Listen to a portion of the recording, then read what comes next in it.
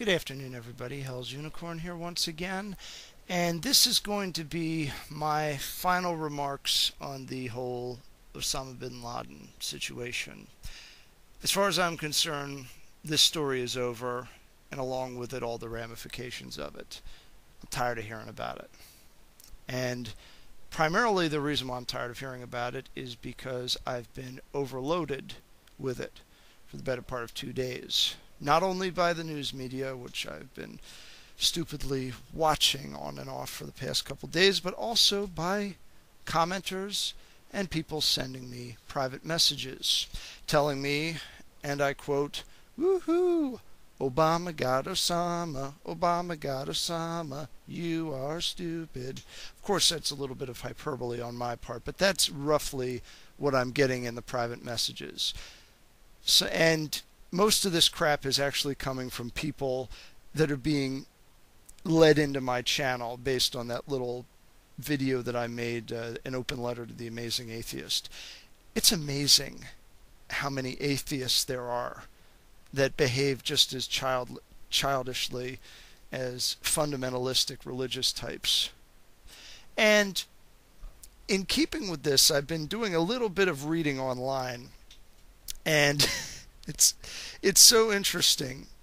The Obama administration and the people in the media that support it were hoping for some great bounce in the president's approval ratings because of this.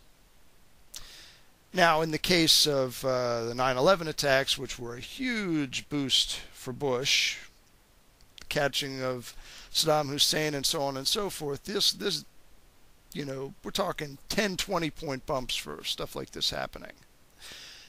Obama has gotten no bump at all. His approval ratings are still within the margin of error for what they were before all of this happened.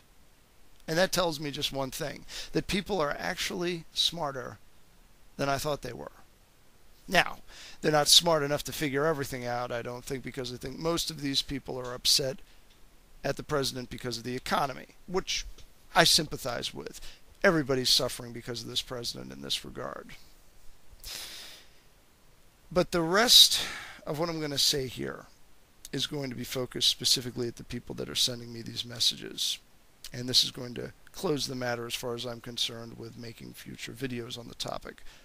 Either Osama bin Laden has been dead for a while, is dead now, or is not dead. Frankly, at this point, it makes very little difference to me.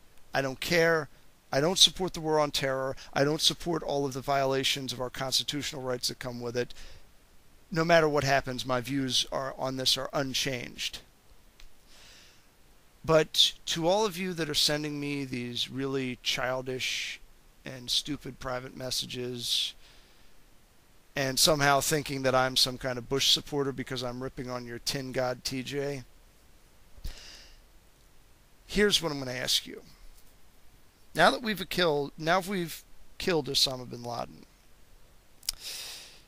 can we take his blood and put it into our cars and drive on it? Can we take his body, grind it up into manna, and feed the poor and the unemployed in this country who are, just lining up in droves to try to get new jobs that are not being created? Can we take his clothing and exchange it for money to buy food or to create jobs?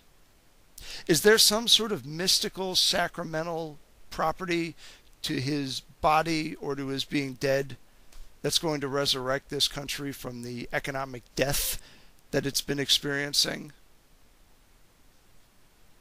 Just answer that question for me. Because the messages that you're sending me are literally so ridiculous that it sounds like you're saying that the death of Osama bin Laden is on par with the expiatory sacrifice that Jesus Christ procured at the atonement and his crucifixion, and that now we can all congregate and enjoy the Holy Eucharist of bin Laden's death by eating his body and drinking of his blood. That's literally how insane you guys sound. Anyhow, as far as I'm concerned, the issue is closed. and I'm focused on the 2012 election. As far as I'm concerned, this affects it in no way whatsoever. It's over. It's done. I don't want to hear about it anymore. Who is Osama bin Laden anyway? I forget. Well, with prudence to myself and benevolence to all of you, good evening.